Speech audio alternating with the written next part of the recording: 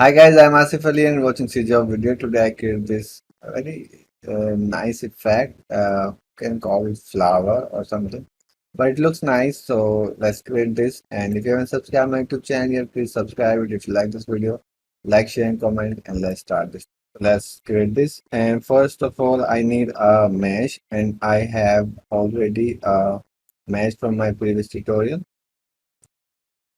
Maybe that's on desktop. Yeah, this is high res planar that I use for one of my tutorial.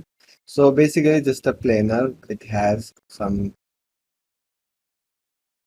edges, much. And let's create a material. Why I'm using mesh, I can use the plain sprite sheet because I want some world position offset in this mesh also. I want to distort this mesh. So that's why. So I'll take the material and butter and let's use the planer here. It's the same planer like this, so can do this. I'll take the texture coordinate and then I need this mask. Okay, so I have this and then I will subtract